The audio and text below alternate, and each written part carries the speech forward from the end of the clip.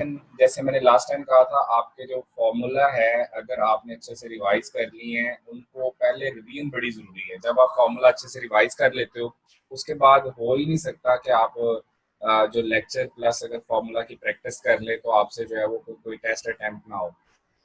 Question number 1 जी unit number 6 है और इसमें when the sound waves enter from air into water, मैंने lecture में बताया था कि आपको कैसे पता चलेगा कि अगर मीडियम चेंज होता है, फ्रीक्वेंसी तो चेंज नहीं होती, ये तो हमने डिस्कस कर लिया था, बट स्पीड और वेवलेंथ पे क्या फर्क पड़ेगा उसके लिए मैंने आपको एक फॉर्मूला बताया था, lambda is equal to lambda over n, lambda prime mean new wavelength, lambda over n, n mean refractive index. अच्छा, अब आप एयर से वाटर में जा रहे हैं, एयर इनटू वाटर, तो अब रेयर से डेंसर मीडियम में जा रहे हो, तो डेंसर मीडियम का मतलब है कि अगर रिफ्रैक्टिव इंडेक्स बढ़ेगा तो वेवलेंथ कम होनी चाहिए, अगर वेवलेंथ कम होगी तो स्पीड भी कम हो जाएगी, तो इसका आंसर क्या बनता है, बीटा। तो बेस्ट आंसर जो है इसका बनेगा स्पीड डिक्रीजेज, लैम्डा इंक्रीज नहीं होगी, डिक्रीज होगी, और चूंकि v डायरेक्टली प्रोपोर्शनल टू क्या होता है लैम्डा, अगर वेवलेंथ बढ़ेगी स्पीड भी बढ़ेगी, वेवलेंथ कम होगी स्पीड भी कम होगी, इसका आंसर बनेगा बीटा। आई होप सो सब लोगों का ठीक होगा अगर ये वाला आपने लेक्चर रिवाइज कर लिया था तो।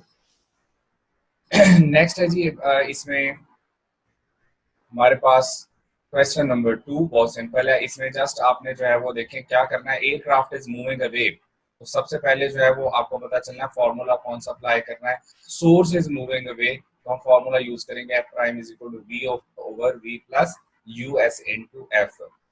कितनी स्पीड से मूव कर रहा है, half of the speed of sound. अब देखो यहाँ पे कॉमन सेंस काम आएगी, अगर आप गौर करें तो मैंने यहाँ पर फॉर्मूले में डायरेक्ट 340 नहीं पुट किया स्पीड ऑफ साउंड को, जो है, और यहाँ पर मैंने 340 का हाफ लेके उसको पुट नहीं किया, मैंने बल्कि इस फॉर्मूले को टोटल पहले सॉल्व किया। फ्रैक्शन में सॉल्व करना आसान है, अगर मैं यहाँ 340 पुट करूंगा, यहाँ 340 पुट कर दूंगा, यहाँ 340 का हाफ पुट कर दूंगा, तो उसको सॉल्व करूंगा तो आंसर फिर भी 3/2 ही आना है। तो मैंने वाइजली जो है उस कंडीशन को फॉलो किया है कि half of speed of sound, तो यूएस की वैल्यू मैंने v/2 पुट कर ली, उसके बाद सॉल्व किया, v से वैसे ही कैंसिल आउट हो जाता है। अब ये जो 3/2 है, ये 2/3 हो जाएगा, सारा 2 पर जाके मल्टीप्लाई होगा और आपका आंसर जो बनेगा 2/3 इंटू 300, 100 से मल्टीप्लाई करें, आंसर आपका क्या आ गया 200, तो योर आंसर इज 200 हर्ट्ज जो है आपका आंसर होना है। अच्छा, एक और बड़ी इंपॉर्टेंट बात, ये 300 हर्ट्ज फ्रीक्वेंसी है ओरिजिनल, बीटा आंसर हो ही नहीं सकता, क्यों नहीं हो सकता, क्योंकि ये 600 है, 300 से ज्यादा है, 470 भी आंसर नहीं हो सकता, आंसर या अल्फा हो सकता है या चार्ली हो सकता है। उसकी वजह देखो, क्योंकि source is moving away from the source, तो फ्रीक्वेंसी ओरिजिनल से डिक्रीज करनी है, इसका मतलब है ना बीटा आंसर हो सकता है ना डेल्टा आंसर हो सकता है, अल्फा और चार्ली में से आंसर था और वो आंसर आपका आपका चार्ली आंसर आया।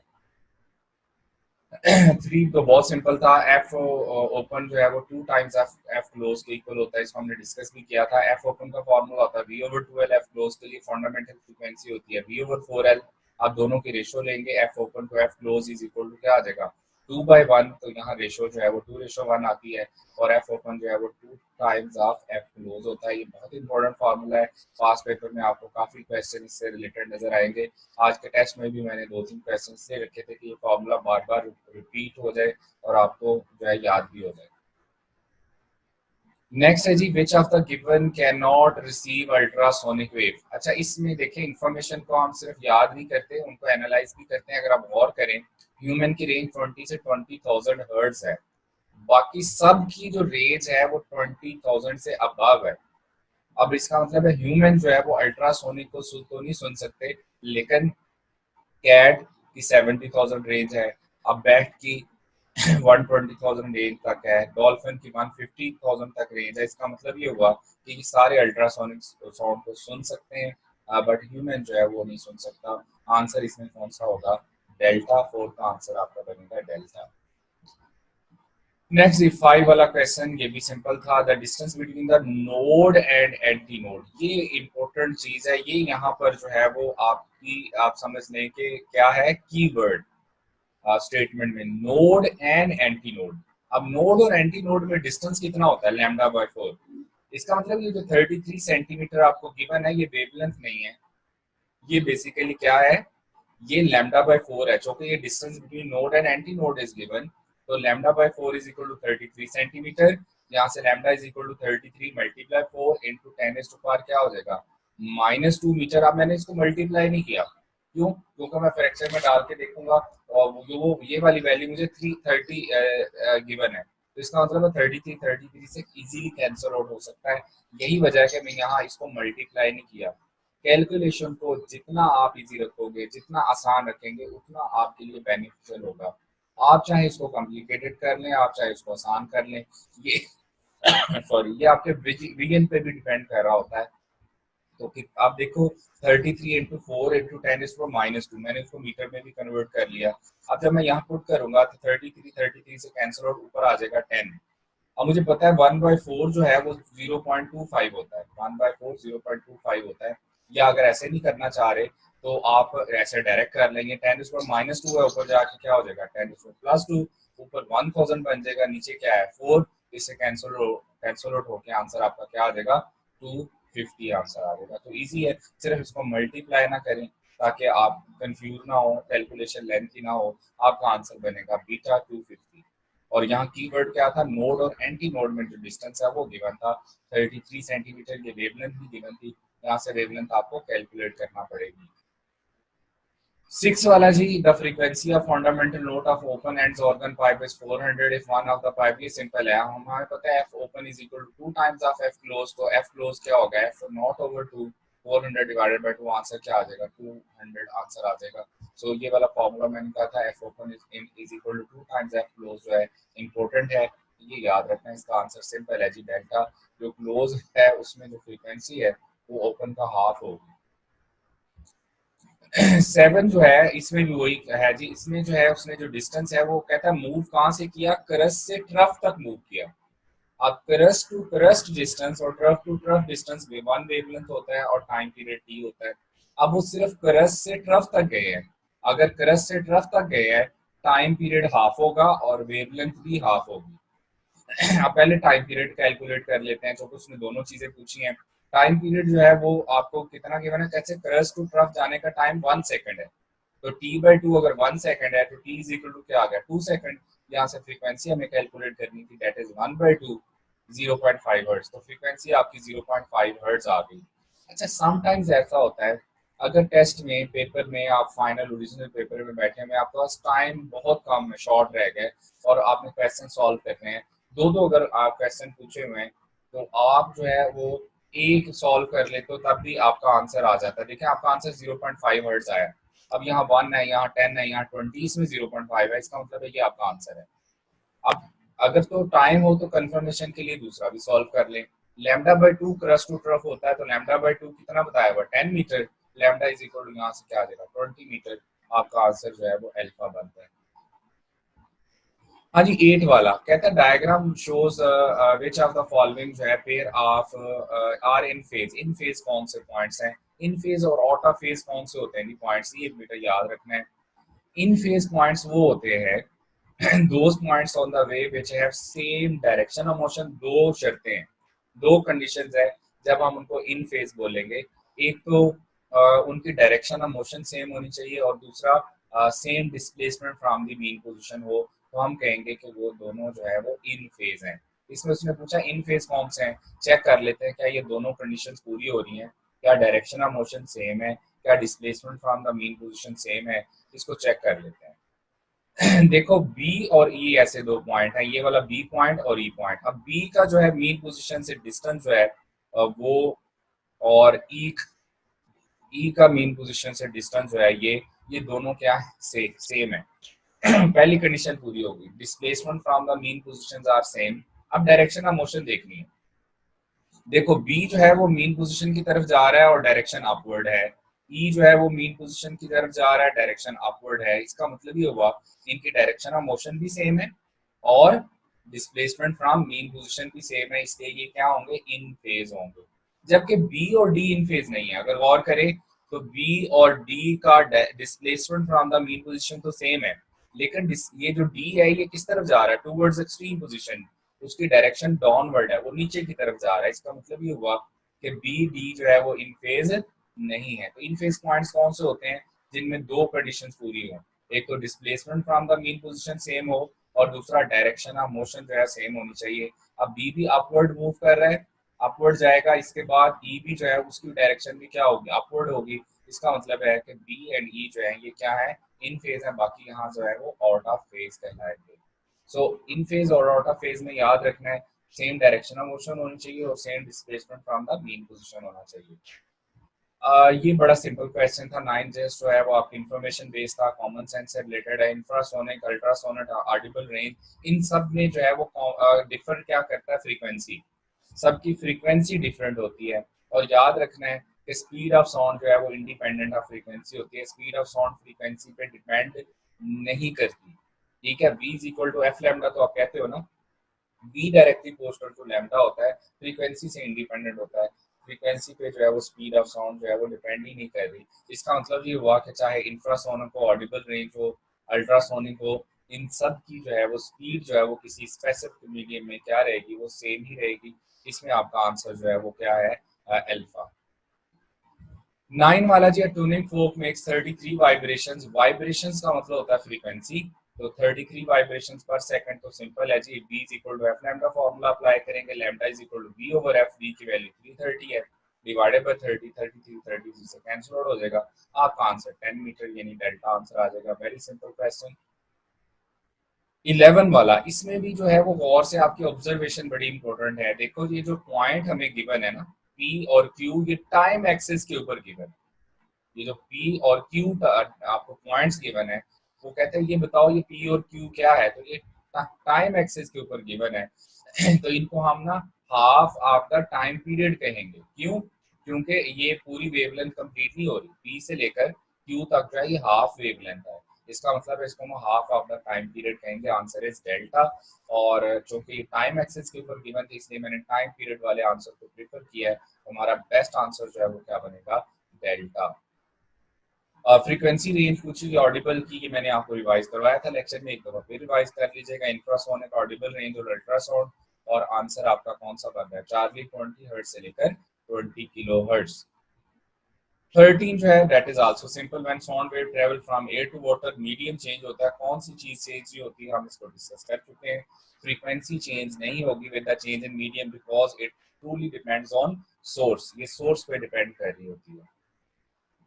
The phase difference between the 2 points separated by 1 meter in a wave of 120 hertz 90। अच्छा, यहाँ की वर्ड है 90, और मैं आपको ये जो है वो हम ओसिलेशन के यूनिट में भी मैं आपको बता चुका हूँ। 90 का मतलब होगा lambda by 4 in terms of, अगर वेवलेंथ कहें या इन टर्म्स ऑफ पाए कहें तो ये लैम्डा बाय 4, या इसको हम पाई बाय 4 कहते थे। 180 को हम पाई बोलते थे, या उसको हम कह देते कि ये लैम्डा बाय 2 है। ठीक है, सो यहाँ 90 का मतलब होगा इन टर्म्स ऑफ वेवलेंथ अगर बात करें तो लैम्डा बाय 4। सो इसी तरह से 360 हो तो वो लैम्डा, अगर फेज कवर हो जाए तो वो किसके इक्वल होगा, वो लैम्डा के इक्वल होगा। तो 90 फेज का मतलब है लैम्डा बाय 4, तो लैम्डा बाय 4 आपको कितना बताया हुआ, 1 मीटर। इसका मतलब है टोटल वेवलेंथ जो जहाँ गिवन है वो कितनी है, 4 मीटर। तो यहाँ जो है वो सेपरेटेड बाय 1 मीटर, फेज आपको 90 बताया हुआ था। इसका मतलब उन दोनों पॉइंट्स के दरमियान जो डिस्टेंस है वो लैम्डा बाय 4 है, तो lambda by 4 is equal to 1 metre, तो वेवलेंथ यहाँ से क्या आ जाएगी, 4 मीटर। सो बाकी सिंपल है, v is equal to F lambda, f is 120, lambda आपको 4 गिवन है, 480 मीटर पर सेकंड आंसर था। इसमें आपका आंसर कितना बनता था, बीटा आंसर बनेगा। नेक्स्ट 15 जो है इसमें जी क्वेश्चन जो है, अच्छा ये भी इसी तरह का था, आई थिंक ये इसमें डायग्राम रिपीट हो गई। अच्छा इसमें देखो, ये जो है आपको कह रहा है speed of wave, certain wave in a medium जो है, ये आपको स्पीड गिवन है 3600 waves passing over a certain point in 1 minute। अच्छा, आप जो फ्रीक्वेंसी कैलकुलेट करते हो वो नंबर ऑफ वेव्स पर सेकंड कैलकुलेट करते हैं। आप नंबर ऑफ वेव्स जो है वो पर सेकंड कैलकुलेट कर रहे होते हो, तो यहाँ से जो फ्रीक्वेंसी होगी वो आप कैसे कैलकुलेट करोगे, नंबर ऑफ वेव्स यानी 3600 डिवाइडेड बाय 1 मिनट का मतलब कितना होता है, 60 सेकेंड्स। तो आपका यहाँ पे देखें 0 0 से कैंसिल आउट हो जाएगा, आपके पास जो है इसका मतलब है आंसर जो है वो क्या आएगा, 60 हर्ट्ज आंसर आ जाएगा। तो यहाँ जो फ्रीक्वेंसी है वो बेसिकली आपको कितनी गिवन है, 60 हर्ट्ज गिवन है।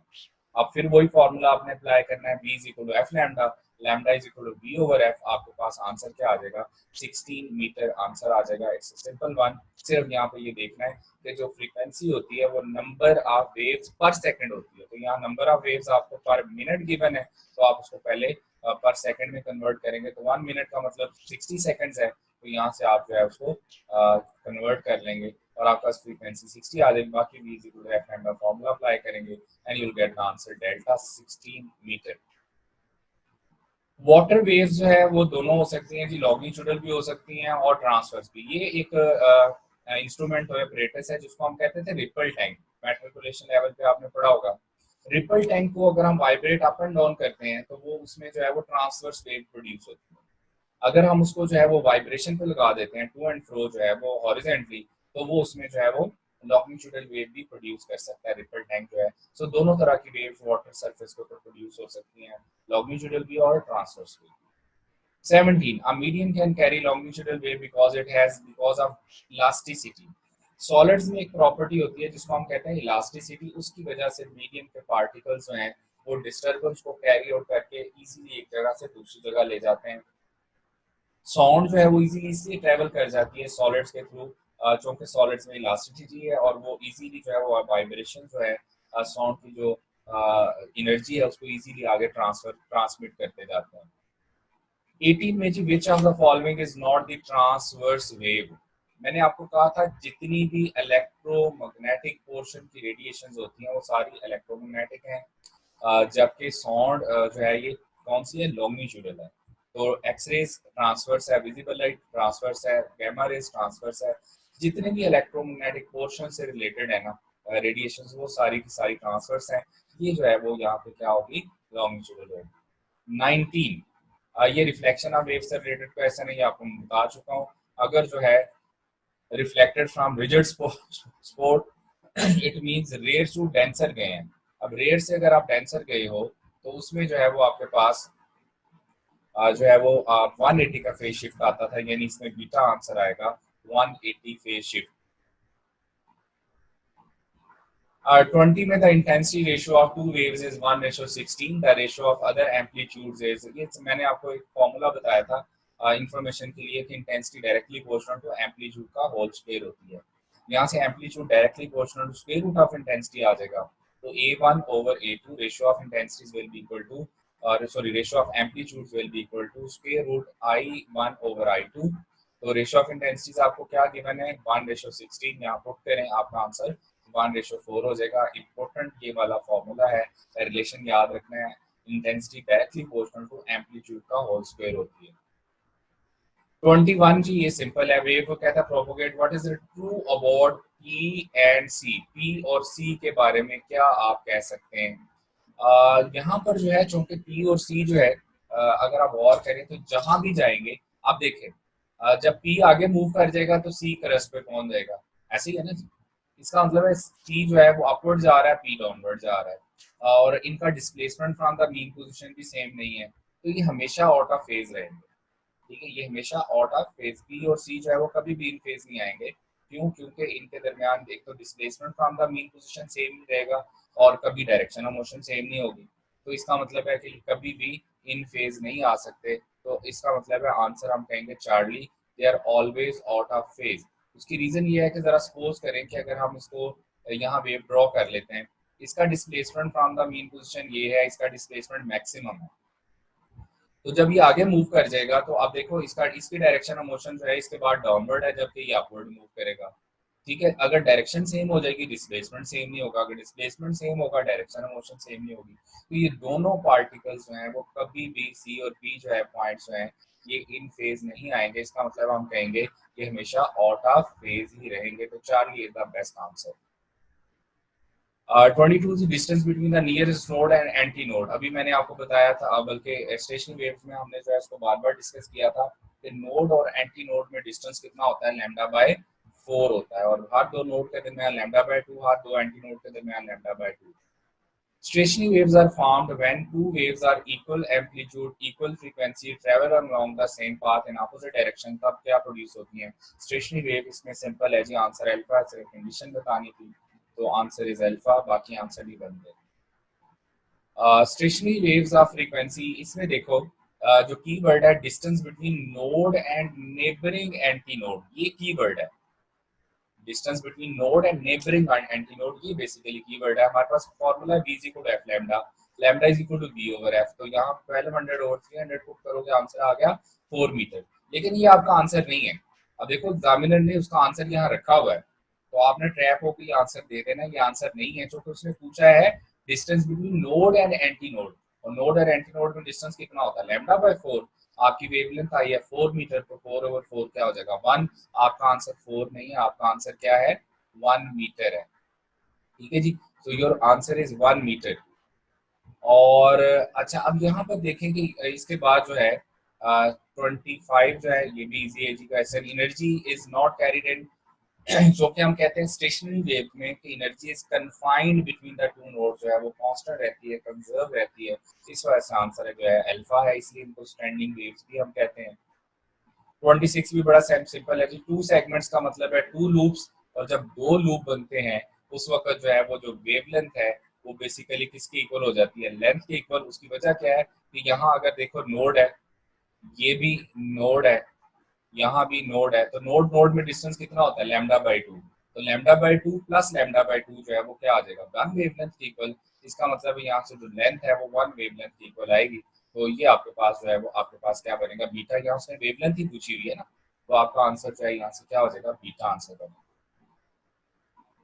सो इसीलिए मैंने कहा था जरूरी है फॉर्मूले अच्छे से रिवाइज करें, इनके केसेस अच्छे से रिवाइज करें। आप उसमें टू लूप्स का है, आप आंखें बंद करके अगर आपकी अच्छी प्रैक्टिस है कह सकते हैं कि उसकी जो वेवलेंथ है वो लेंथ के इक्वल होगी। नेक्स्ट जो है जी वैसे भी यहाँ एक फार्मूला भी यूज कर सकते हैं, कौन सा वाला, lambda is equal to 2 l over n। तो नंबर ऑफ लूप्स 2 है, 2 से कैंसिल आउट हो जाएगा, आपका आंसर लेंथ आ जाएगा।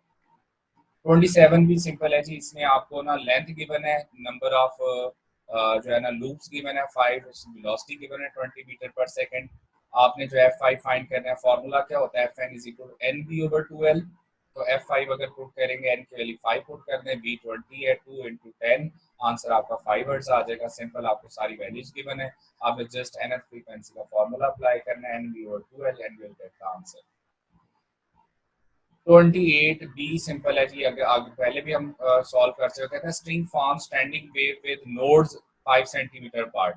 अब नोड नोड में डिस्टेंस जो है वो होता है लैम्डा बाई 2।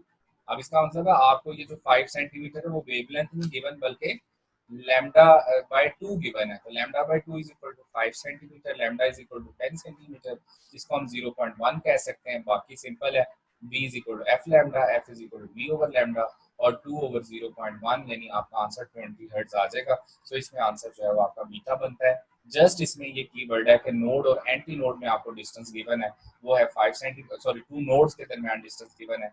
तो अगर जो है 2 नोड्स के दरमियान डिस्टेंस गिवन है, तो आपने जो है वो उस नोड नोड में डिस्टेंस कितना लेते हो, लैम्डा बाई 2। तो यहाँ से लैम्डा आपका 10 सेंटीमीटर आएगा। ये यहाँ पे जस्ट की पॉइंट है, बाकी सिंपल है, b इक्वल एफ लैम्डा का फॉर्मूला यूज करना है, you will get answer 20 hertz.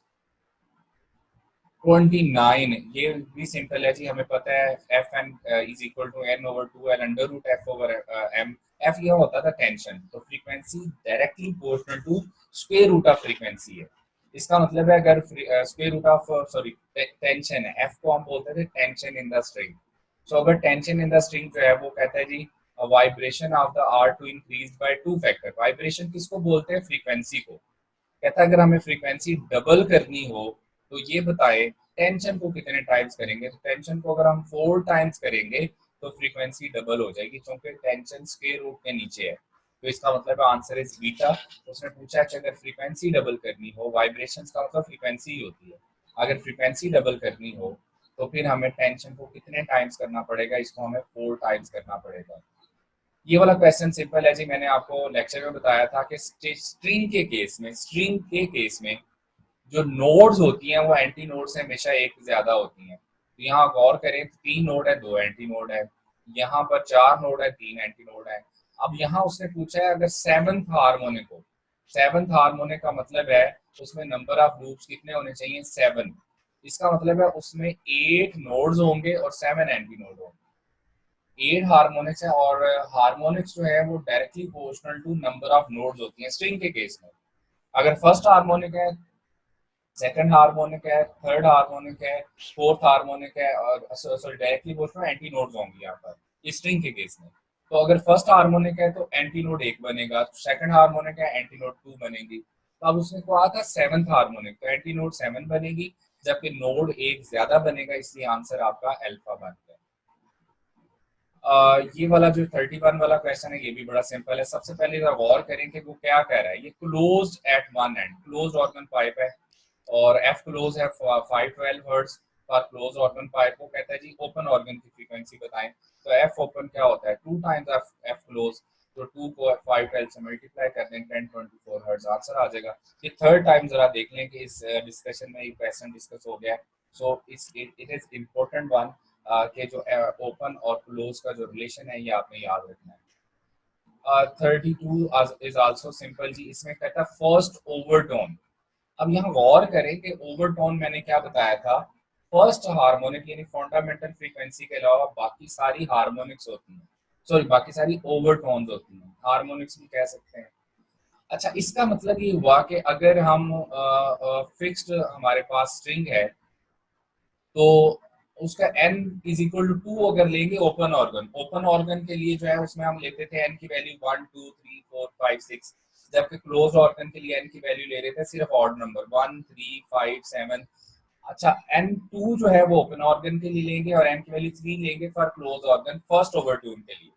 First overtone के लिए अगर ओपन ऑर्गन पाइप है तो n की वैल्यू 2 आएगी, अगर क्लोज ऑर्गन पाइप है तो n की वैल्यू 3 आएगी। बाकी आपको फॉर्मूला पता है जी, F N is equal to N B over 2l open organ के लिए, F N is equal to N B over 4l close organ के लिए।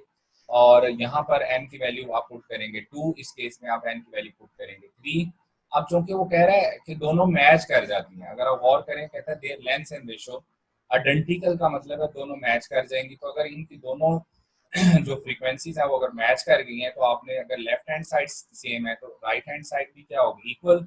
आप दोनों को डिवाइड कर दें, आपके पास आंसर क्या आ जाएगा, 3:4। आपका आंसर यहाँ 3:4 होगा।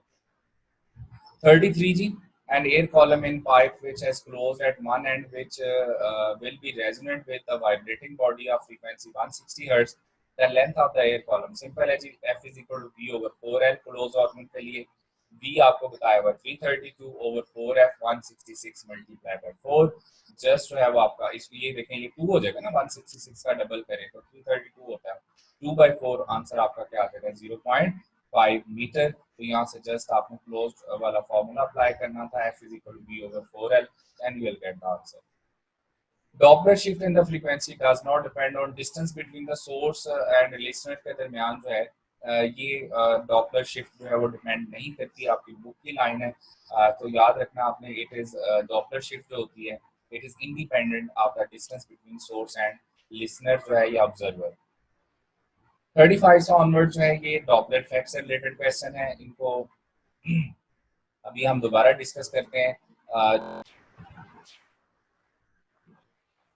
और ये हम डिस्कस कर रहे थे अब हम बात जो है ना वो आगे क्वेश्चंस हैं वो डॉपलर इफेक्ट से रिलेटेड थे, आखिरी जो न्यूमेरिकल से सारे इसमें मैंने कहा था जब भी डॉपलर इफेक्ट से रिलेटेड क्वेश्चन आएगा सबसे पहले आपने नोट करना है कि वो केस कौन सा है।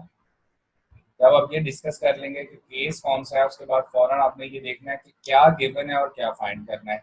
अब इस वाले में सोर्स ऑफ साउंड जो है, source of sound frequency is moving towards, तो मैं फॉर्मूला सबसे पहले लिखूंगा f prime is equal to v over we minus you s into f. It means कि ये हमारा फॉर्मूला। अब क्या गिवन है और क्या फाइंड करना है, अगर आप गौर करें फ्रीक्वेंसी हमें गिवन है, स्पीड ऑफ साउंड हमें जो है ना वो बताई हुई है, ऑब्जर्वर की स्पीड जो है वो हमें बताई हुई है, स्टेशन ऑफ द सोर्स की सॉरी स्पीड बताई है 40 मीटर पर सेकंड, और साउंड जो है उसकी स्पीड 340 मीटर पर सेकंड बताई हुई है। मैं वैल्यूज पुट करूंगा 340 ओवर 340 माइनस 40। अगर आप गौर करें तो 340 में से 40 माइनस कर देंगे तो ये कितना रह जाएगा 300, ये भी 300 है, 300 से डायरेक्टली क्या हो जाएगा कैंसिल आउट, और आपका आंसर 340 साइकिल्स पर सेकंड आ जाना है। तो क्योंकि यूनिट सारे साइकिल्स पर सेकंड भी गिवन थे इसलिए मैंने इनको चेंज भी नहीं किया, तो आंसर आपका सिंपली जो है वो क्या आ जाएगा 4D। 36 बी कुछ इसी तरह का है, इसमें सिर्फ कॉमन सेंस आपने यूज करनी थी। कह रहा है जी हमारे इस क्वेश्चन के अकॉर्डिंग, कहता है कि हमारे पास ना 2 ऑब्जर्वर हैं एक ऑब्जर्वर नंबर 1, एक ऑब्जर्वर नंबर 2 और सोर्स दरमियान में, ठीक है। दोनों ऑब्जर्वर सोर्स से अवे मूव करते हैं अपोजिट डायरेक्शन में, दोनों एट द सेम टाइम। और दोनों ऑब्जर्वर जो है और दोनों एक ही स्पीड के साथ जो है वो मूव कर रहे हैं 0.2 v relative to the source. इसकी भी स्पीड 0.2 है, इसकी भी स्पीड 0.2 है। इसका मतलब हमने तो सिर्फ रिलेटिव स्पीड को देखना होता है ना, क्योंकि दोनों ऑब्जर्वर की रिलेटिव स्पीड सेम है, दोनों ऑब्जर्वर की चाहे डायरेक्शन अपोजिट हो उससे कोई फर्क नहीं पड़ेगा। सो इसका मतलब है आंसर आपका 1:1 नहीं होगा, आंसर आपका 1:1 बनेगा। ठीक हो गया जी। तो इसमें चूंकि रिलेटिव स्पीड सेम थी इस वजह से जो है वो आंसर आपका 1:1। 37 जी, an observer is moving towards the stationary source of sound. Observer stationary source की तरफ जा रहा है तो अपेरेंट फ्रीक्वेंसी उसकी बढ़नी चाहिए, तो apparent frequency will be greater than the real frequency, answer is beta. Doppler effect will not be applicable. हाँ, ये एक आपके लिए इंफॉर्मेशन क्वेश्चन है, कोई ऐड कर लें। देखो, डॉपलर इफेक्ट जो है कब ऑब्जर्वेबल नहीं होगा, अगर जो है वेलोसिटी ऑफ साउंड जो है वो सोर्स से ज्यादा हो जाए। यानी अगर आप देखें velocity of sound source is greater than the velocity of the sound, मतलब अगर जो सोर्स है वो साउंड की स्पीड से ज्यादा तेजी से मूव कर रहा है। आप जितने भी न्यूमेरिकल देखोगे उसमें अगर गौर करना कि जो सोर्स की स्पीड है वो साउंड की स्पीड से हाफ होती है, उससे कम होती है, या लेकिन उससे इक्वल या उससे ज्यादा नहीं कभी भी होगी। इसका मतलब ये हुआ कि यहाँ पर जो है आंसर आपका चार्ली बनना है। इसको जिनको नहीं पता था वो नोट डाउन कर लीजिएगा, इंपॉर्टेंट है, चार्ली आंसर है। 39 में source of sound is moving with constant velocity 20 metre per second की वेलोसिटी से, और 100 हर्ट्ज जो है इसकी फ्रीक्वेंसी गिवन है। रेशियो ऑफ फ्रीक्वेंसीज बतानी है आपने। अच्छा, देखो देखो अगर स्टेटमेंट पे गौर करें तो कहता है जब सोर्स अप्रोच कर रहा हो और जब सोर्स उसको क्रॉस कर जाए। जब सोर्स उसकी तरफ आएगा तो पहले उसकी तरफ आ रहा होगा तो अप्रोचिंग होगा, जब उसको क्रॉस कर जाएगा तो उससे अवे मूव करेगा। तो पहला केस लगेगा जब अप्रोच कर रहा होगा, तो उसमें केस लगेगा जब सोर्स ऑब्जर्वर की तरफ आ रहा है। जब उसको क्रॉस कर जाएगा फिर केस कौन सा अप्लाई हो जाएगा, जब source is moving away from the observer. तो इसके लिए फॉर्मूला अप्लाई होगा F1 is equal to b over we minus you s into f. इसके लिए फॉर्मूला अप्लाई होगा b over v plus you s into f. क्योंकि ये दूर जा रहा है तो नीचे प्लस आएगा, ये टू वर्ड्स के लिए माइनस होता था।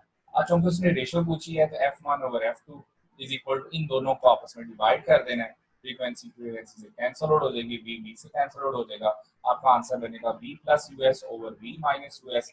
वैल्यूज पुट करें, आपका आंसर जो है 360 ओवर 32, 0 0 से कैंसिल आउट कर दें, 4 से आप और कट करें, 9:8 आंसर आ जाएगा। सो ये आंसर इज 9:8। जिन जिन लोगों का ये वाला क्वेश्चन TCAT में उनकी तैयारी बहुत अच्छी है डॉक्टर इफेक्ट से रिलेटेड, और इस दोबारा देखिएगा, सिंपल है। 40 जी, लास्ट वन बहुत सिंपल है। Source of sound move towards the stationary observer, formula है v over v minus u s into f। Apply होगा कितनी स्पीड से, 1/3 ऑफ स्पीड ऑफ साउंड, तो u s is equal to v over 3। अब यहाँ भी देखो स्पीड ऑफ सोर्स जो है वो greater than speed of sound नहीं है। अगर किसी केस में सोर्स की speed greater than speed of sound हो जाएगी तो वो एप्लीकेबल नहीं होगा फॉर्मूला। तो यहाँ पर US is equal to v/3 हो जाएगा। यहाँ वैल्यू पुट करें तो v over v minus v/3। अब यहाँ पर देखें तो आपका आंसर 2/3 बनेगा, वी वी से कैंसल आउट, और आपका answer 3/2 into f is equal to 3/2 into 100। आपका आंसर 150 हर्ट्ज जो है यहाँ पे आंसर आपका बनना है। तो your answer is 150 hertz. It's all about discussion. अब आपके जो क्वेश्चन आंसर है उनका टाइम है, आप अनम्यूट करके जो है वो क्वेश्चन आंसर जो है वो